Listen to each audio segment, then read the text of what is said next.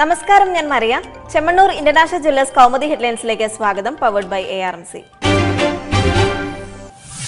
അഴിമതിയിലെ ഒറ്റയാൾ പോരാട്ടം. DDCA അഴിമതിയിൽ പ്രധാനമന്ത്രിക്ക് നേരിട്ട് തെളിവുകൾ കൈമാറുമെന്ന് കീർത്തി ആസാദ്.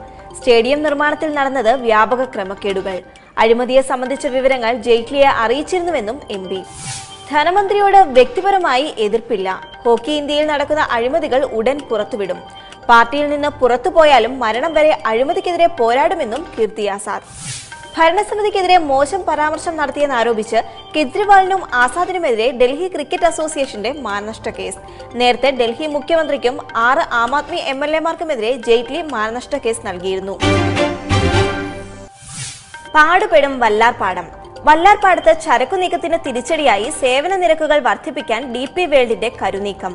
രാജ്യാന്തര കണ്ടെയ്നർ ടെർമിനൽ വഴിയുള്ള കയറ്റുമതി ഇറക്കുമതി നിരക്കുകളിൽ 7% വർധനയ്ക്ക് ശുപാർശ. നിരക്കുകൾ കൂട്ടാൻ ടെർമിനൽ ഓപ്പറേറ്റർമാരായ ദുബായ് പോർട്സ് വേൾഡ് നൽകിയ ശുപാർശ അംഗീകരിക്കേണ്ടത് ഷിപ്പിംഗ് മന്ത്രാലയം.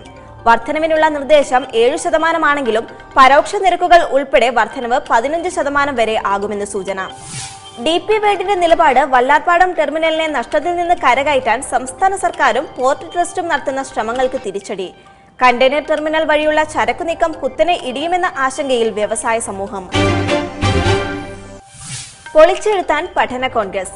കടുത്ത നിലപാടുകളിൽ മയം വരുത്തി വ്യവസായ വികസനത്തിൽ ഉദാര നയങ്ങൾ പ്രഖ്യാപിച്ച് CPM.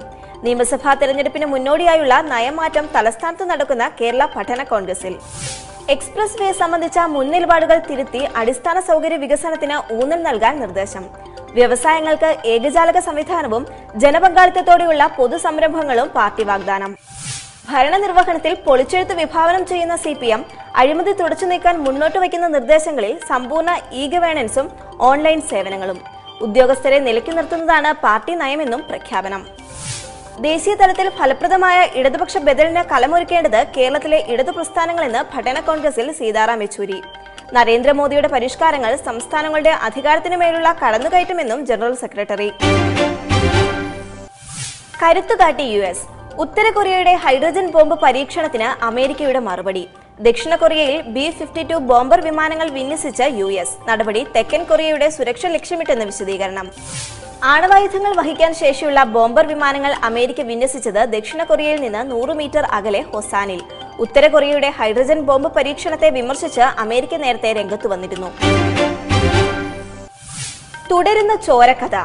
സിറിയയിൽ റഷ്യ നടത്തിയ വ്യോമാക്രമണത്തിൽ 40 മരണം, നിരവധി പേർക്ക് പരിക്ക്. അൽ-നുസ്ര തീവ്രവാദികളുടെ നിയന്ത്രണത്തിലുള്ള ഇദ്ലിബ് പ്രവിശ്യയിൽ റഷ്യൻ ആക്രമണം കോടതികളും ജയിലും ലക്ഷ്യമാക്കി. വിമത നിയന്ത്രണത്തിലുള്ള മഡായയിൽ ഭക്ഷണം ലഭിക്കാതെ 40,000-ലധികം പേർ കുടുങ്ങിക്കിടക്കുന്നതായും റിപ്പോർട്ട്. ഈ മാസം 25-ന് ജനീവയിൽ നടക്കുന്ന സമാധാന ചർച്ചയിൽ പങ്കെടുക്കാൻ തയ്യാറെന്ന് സിറിയൻ വിദേശകാര്യമന്ത്രി Walid Muallem. Chemmanur international jewellers Kaumudi headlines powered by ARMC സമാപിക്കുന്നു. അടുത്ത ഹെഡ്ലൈൻസ് 1 മണിക്കൂറിന് ശേഷം. നമസ്കാരം.